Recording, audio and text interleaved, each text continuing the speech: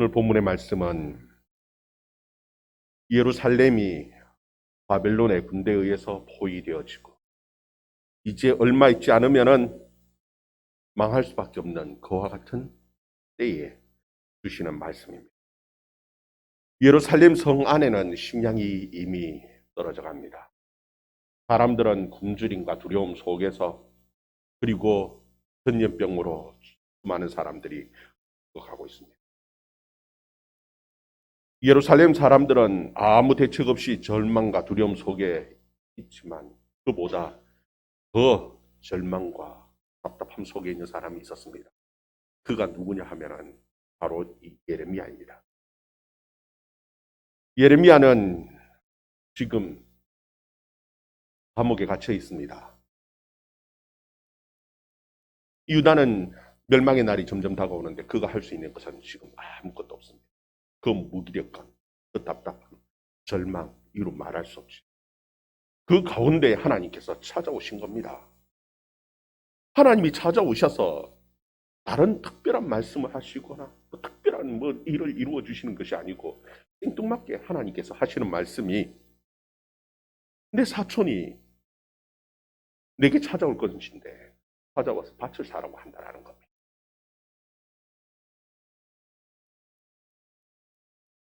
참 생뚱맞죠. 그런데 이 예레미야는 고민하는 가운데 그 밭을 사게 되었습니다.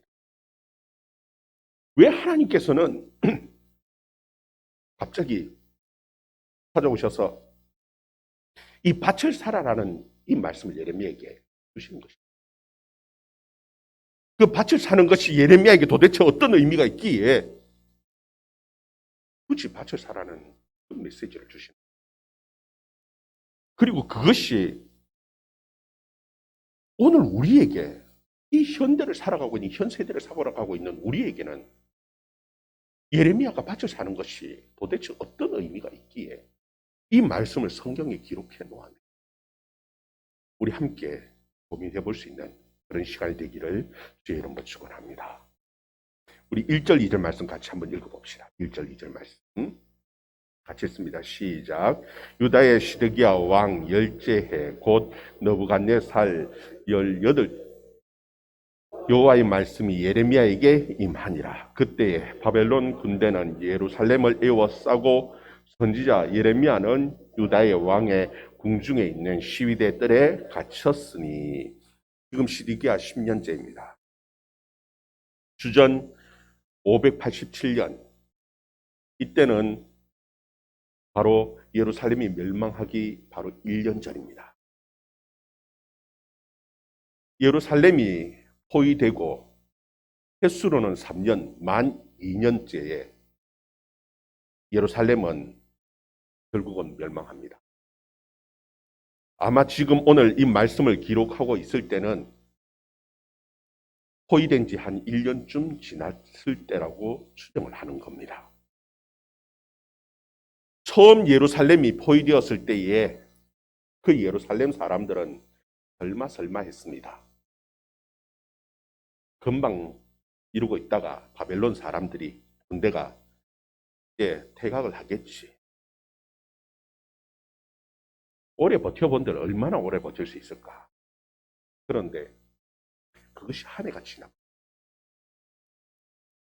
이제는 가지고 있는 식량도 바닥나기 시작. 어렵지요.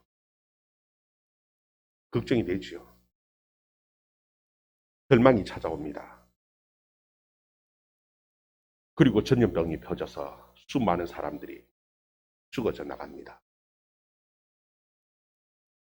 그런데 그보다 더 어려운 사람이 바로 이 예레미야인데 지금 오늘 말씀에 보면은 예레미야는 유다의 왕 궁중에 있는 시위대 뜰에 갇혔다. 지금 시위대 감옥에 지금 갇혀 있는 상황.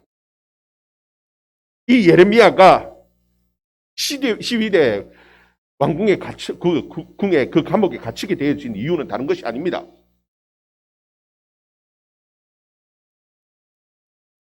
이 바벨론에 유다가 이기지를 못한다라는 겁니다. 그들이 살 길은 항복하는 것만이 살 길이라고 전하는 겁니다. 결국은 고집 부리고 계속 이렇게 버티다가는 수많은 사람들이 죽게 되어지고 결국 그 왕, 시드기야 왕도 포로로 바벨론 왕에게 포로로 끌려갈 수밖에 없음을, 그리고 그곳에서 죽을 수밖에 없음을 지금 외치고 자라는 겁니다. 듣기 싫죠? 특히나 이 유다왕 시드기야는 너무너무 듣기 싫습니다. 그래서 그 하나님의 말씀 듣기 싫어서 이 예레미야를 옥에 가두어 버렸습니다.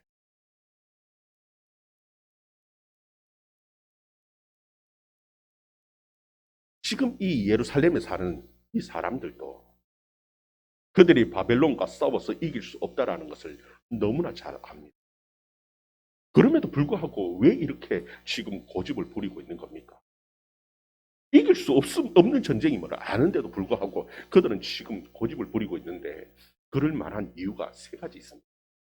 그 첫 번째 이유가 무엇이냐 하면은 그들의 역사를 볼 때에 특히나 그 예루살렘에 있는 성전을 볼 때 결단코 망할 수 없다라는 그 헛된 믿음이 있는 겁니다. 여러분, 이 예루살렘은 한 번도 그때까지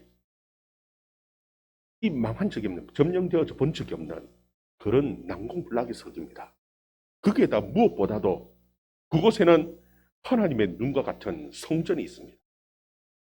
그 때문에 그 예루살렘은 절대 망하지 않는다는 겁니다. 심지어 히스기야 왕 때에 아수르 군대 18만 5천 명이 그것에 포위하고 있었음에도 불구하고 그들이 하룻밤 사이에 모두 다 물살당해 버렸습니다. 여전히 하나님께서는 그 예루살렘 성전이 있는 그곳을 지키시고 그리고 그 바빌론 군대도 멸하실 것이라는 그 믿음을 그들이 가지고 있는 겁니다. 왜? 이때까지 그렇게 해왔기 때문에 당연하게 그럴 것이라고 하는 그런 나름대로의 헛된 믿음을 가지고 있는 거죠. 그리고 또 두 번째는 그들의 재산 때문에 도저히 항복하고 포기를 못하는 거예요. 여러분, 그들이 잘 살아보려고 부자가 되어보려고 온갖 수단과 방법을 가리지 않고 그들이 몸부림치면서 재산을 모았습니다. 여러분, 성경을 보면 그들이 재산을 모으는데 얼마나 악착같이 그들의 재산을 모았느냐 하면은 그들의 형제 자매도 상관없습니다. 팔아버렸습니다. 멀리 노예로 돌아오지 못하도록. 돌아오면은 그 땅을 다시 돌려줘야 되기 때문에 아예 돌아올 수 없는 먼 곳으로 타국으로 다 팔아버려가면서 그렇게 재산을 모았습니다. 그들이 재산을 모으기 위해서 하나님보다도 바알을 섬기고 우상을 섬겨가면서 악착같이 모았던 그 재산들입니다. 그들의 목숨같이 여기면서 모아왔던 그 재산을 도저히 포기할 수가 없는 겁니다. 이 어떻게 모은 재산인데 그 모든 것을 다 포기하고 항복을 한다고 다 빼앗긴다고? 아니요. 포기하지를 못합니다. 그래서 그들은 끝까지 싸워서라도 이 재산을, 목숨 같은 재산을 지켜야 한다고 생각합니다. 그리고 그들이 항복할 수 없는 또 하나의 이유는 무엇이냐면 그들의 자존심입니다. 그들은 선민이라고 생각하는 하나님께서 택하신 특별한 민족이기 때문에 어떻게 그 이방인, 그 깡패 같은 바벨론 사람들에게 머리를 숙이고 항복할 수 있냐? 도저히 항복할 수 없다라는 그 자존심, 그것 때문에 그들이 항복을 못하는 겁니다. 그들이 항복하지 못하는 이유는 세 가지죠. 하나는 전통이고 또 하나는 그들의 치산이고 하나는 그들의 자존심입니다. 어떻게 보면 이거 다 중요한 것이죠. 그런데 그것보다도 더 중요한 것이 무엇이냐면 그들의 생명입니다. 지금 예레미야는 그들의 생명을 살리기 위해서는 항복해야 한다는 겁니다. 다시 하나님의 말씀 붙들고 가장 인생 밑바닥에서부터 다시 시작하면 기회가 생긴다는 겁니다. 살 길이 생기고 다시 은혜를 누리고 회복할 수 있는 기회가 있는데 그 때문에 항복하고 다시 밑바닥에서 하나님의 말씀, 온전히 하나님의 말씀 붙들고 다시 시작하자고 외치는 것이, 그것이 예레미야의 전하는 말씀이었습니다. 그런데도 불구하고 그들은 그 재산이 아까워서 그들의 자존심 때문에, 그리고 이때까지 왔을 때 헛된, 그들이 겪어왔던 그 헛된 믿음, 그것 붙들고, 그 전통 붙들고 가장 소중한 것을 잡지를 못하고 그거 엉뚱한 거 붙들고 고집부리고 지금 그 상황 속에서 예레미야가 할 수 있는 것은 아무것도 없이 감옥에 갇혀버렸습니다. 이제 죽을 날만 다가오는 것 같습니다. 예레미야 볼 때 이 예루살렘은 이제 멸망의 날만 계속해서 날이 지나갈수록 다가오는 것 같습니다. 무기력하지요. 절망 속에서 무엇을 해야 하느냐. 예레미야가 할 수 있는 것이 아무것도 없는 거예요. 그 상황 속에서 하나님이 찾아오셨습니다. 아무것도 할 수 없을 것 같은 그 상황 속에서 하나님이 찾아오셔서 하시는 말씀이, 하나님께서 뭐 특별한 것을 말씀하실 것 같은데 특별한 것을 말씀하지 않아요. 오히려 너무너무 생뚱하고 생뚱맞고 엉뚱한 것 같은 그런 말씀을 지금 하나님께서 해주고 계시는 것이죠. 6절 7절 말씀 같이 한번 읽어봅시다. 6절 7절 말씀 같이 읽습니다. 시작.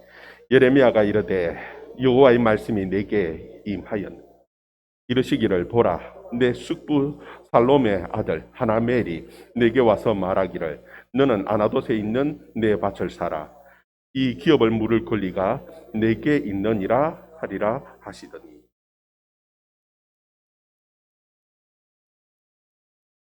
지금 하나님께서 그 감옥 속에서 무엇을 해야 될지 아무것도 할 수 없는 그 무기력감에 빠져 있는 이 예레미야에게 찾아오셔서 하시는 말씀이 특별한 게 아닙니다. 야, 너 사촌, 삼촌의 아들, 사촌 하나멜이지.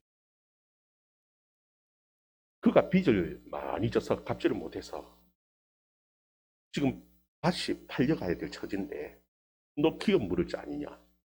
그 밭을 내가 사라. 그 사라. 그 말씀도 아니에요. 사라. 그렇게 말하기 위해서 찾아온다라는 거예요. 하나님께서는 사라, 사지 마라. 그 말씀하시는 적이 없어요. 그냥, 야, 그 사촌이 와가지고 네게 밭 사라. 그렇게 말하기 위해서 찾아온다라는 겁니다. 여러분, 이게 아무 의미 없는 것 같으면 하나님께서 예레미야에게 말씀하실 이유가 없죠. 미리 하나님께서 이 예레미야에게 찾아와서 야, 너 사촌이 밭 사라고 할 건데 너 거기에 대해서 고민해봐라고 말할 이유가 없습니다. 아마 하나님께서 미리 이 예레미야에게 이 말씀을 해주지 않았다라면 고민할 이유도 없지요. 그냥 찾아왔을 때에 야, 그거 왜 사는데? 결국은 이 나라는 망할 거야. 그리고 수많은 사람들이 죽고 다 포로로 끌려갈 건데 그 밭 사는 것이 그 도대체 무슨 의미가 있다고? 야, 헌일 하지 말자. 그냥 돌아가라. 그 밭은 뭐 필요하냐? 이제 곧 나라가 망할 건데. 아마 그리고 돌려보냈을 거예요. 그런데 이 하나님의 이 말씀을 듣고 하나님께서 사라 하든지 사지 마라 하든지 정확하게 말했으면 고민할 필요도 없는데 타락하고 돌아올 거라는 말을 듣고 예레미야는 고민을 하지요. 하나님께서 왜 이 말씀을 주셨을까? 도대체 하나님의 뜻이 무엇일까? 왜 이와 같은 말씀을 하실까? 예레미야는 그때부터 고민을 하는 겁니다. 아니나 다를까 이 하나멜이 그 감옥으로 찾아왔습니다. 예레미야를 찾아왔어요. 여러분, 찾아오면은 보통 인간적으로 봤을 때에는 위로의 말 해주는 게 맞지요. 지금 감옥에 갇혀 있는 그 사촌을 향해서 야, 얼마나 고생하냐, 위로의 말을 해줄 것 같은데 위로의 말 전혀 하지 않으면 자기 이야기만 하시오. 하라는 겁니다. 8절 말씀 한번 같이 한번 읽어봅니다. 8절 말씀 같이 읽습니다. 시작. 여호와의 말씀과 같이 나의 숙부의 아들 하나멜이 시위대 뜰 안에 나에게 와서 이르되 청하노니 너는 베냐민 땅 아나돗에 있는 나의 밭을 사라. 기업의 상속권이 내게 있고 물을 권리가 내게 있으니 너를 위하여 하라 하는지라 내가 이것이 여호와의 말씀인 줄을 알았으므로. 아멘. 여기 보면은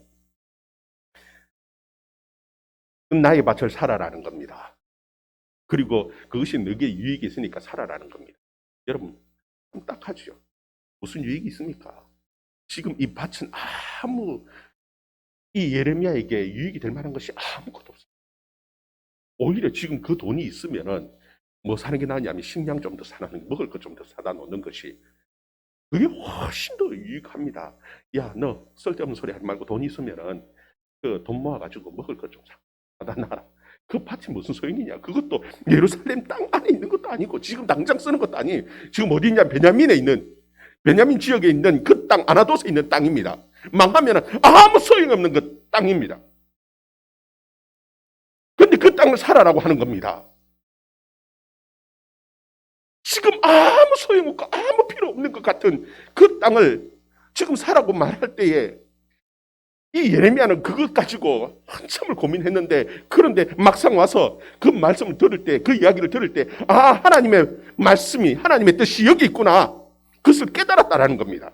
내가 이것이 여호와의 말씀인 줄 알았으므로 그렇게 해서 샀다라는 겁니다. 여러분 도대체 하나님의 백성들은 어떻게 사는 사람들입니까? 여러분 하나님의 백성들은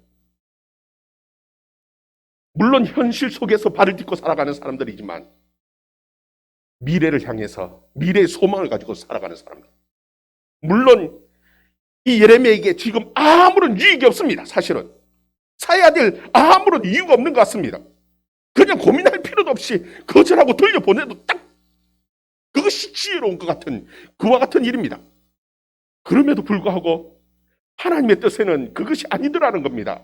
예레미야가 고민하고 고민해 봤더니 하나님은 이 일을, 그 땅을 사라고 말씀하신다는 것을 그가 깨달은 겁니다. 그리고 난 다음에 그 땅을 샀는데 하나님의 그 의미가 무엇이냐, 거기에 대해서 하나님께서 지금 뭐라고 말씀하시냐면 우리 15절 말씀 또 같이 한번 읽어봅시다.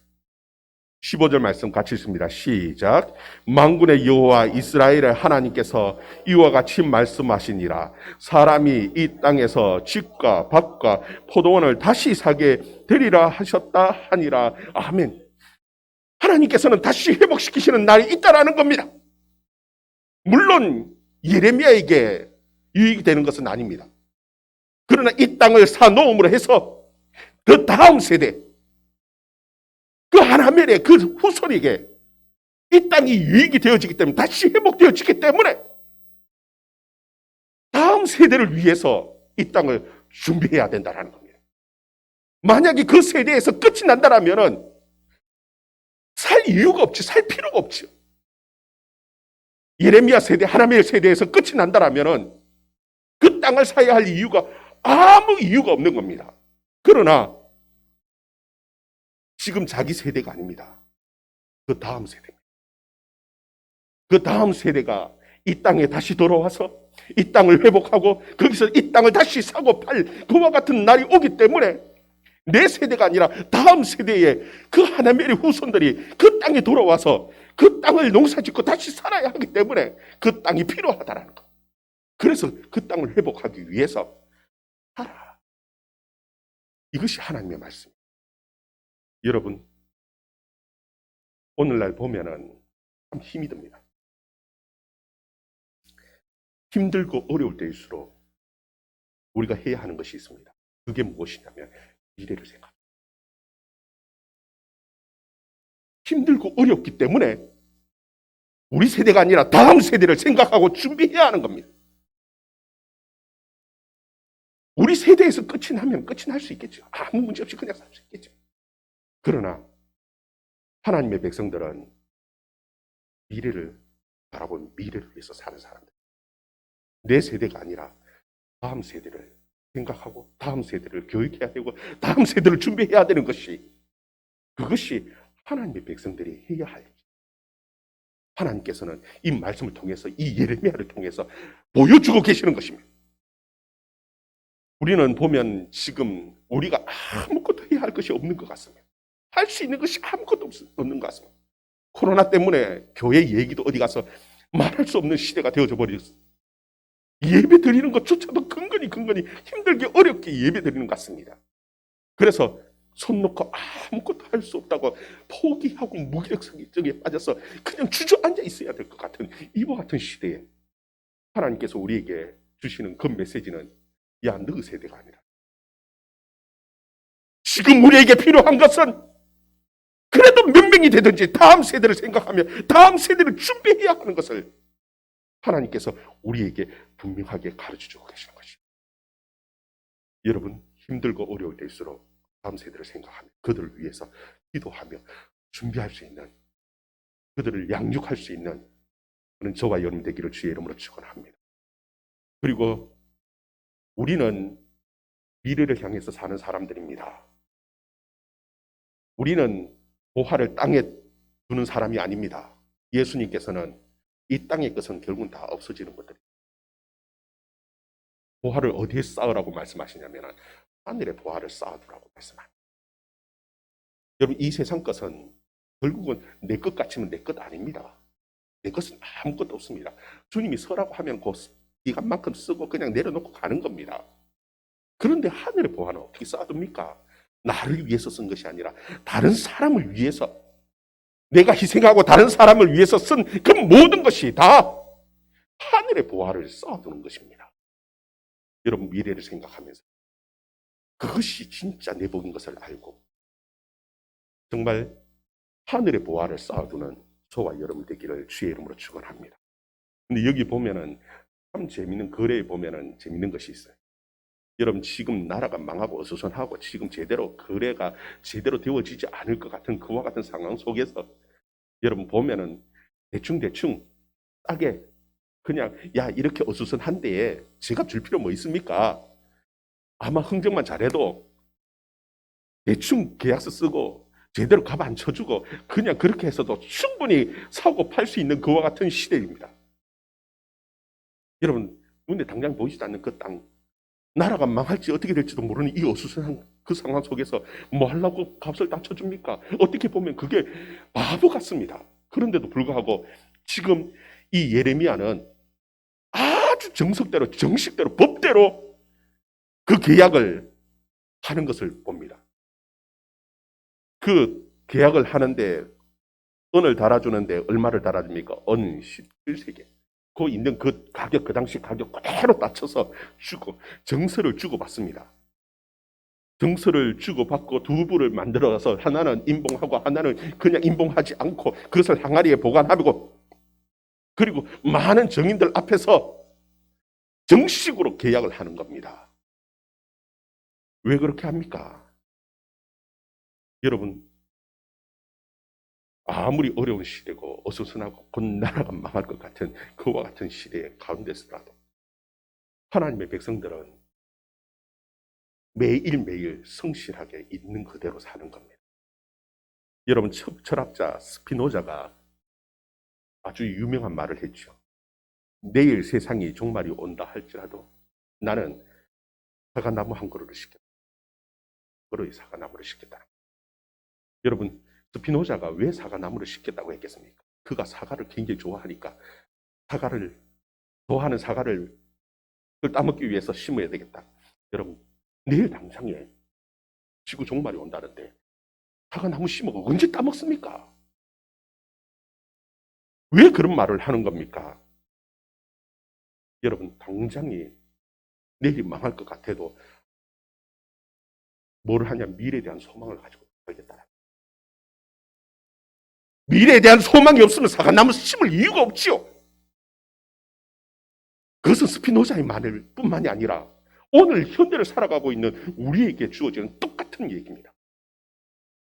하나님의 백성들은 하루하루 아무것도 할 수 없는 그와 같은 상황, 당장에 내일 모든 지구의 종말이 온다 한다 할지라도 미래의 소망을 가지고 오늘 내가 해야 할 일, 그 하루 오늘 해야 할 일들을 최선을 다해서 살아가는 것이 이것이 하나님의 백성의 삶이라는 것을 하나님께서는 지금 이 예레미야를 통해서 우리에게 보여주고 계신 거예요. 여러분, 아무것도 할 수 없는 것 같다고 주저앉아서 그냥 맹 놓고 주저앉아 있지 말기를 바랍니다. 오늘 내가 할 수 있는 최선을 오늘 내가 해야 할 예배, 최선의 예배를, 내가 오늘 해야 할 최선의 삶을 매일매일 살아가는 저와 여러분 되기를 주의 이름으로 축원합니다. 오늘이 전부가 아니고 또 내일이 있고 미래가 있다는 것을 깨닫고 다음 세대 미래를 위해서 준비하면서 살아가는 저와 여러분 되기를 주의 이름으로 축원합니다. 그때 하나님께서 우리에게 복을 주시고 새로운 미래를 만들어 주실 줄 여러분 믿고 힘을 내서 믿음 생활, 힘을 내서 주님이 우리에게 원하시는 그 뜻을 찾으면서 살아가는 저와 여러분의 삶이 되기를 주의 이름으로 축원합니다. 기도하겠습니다.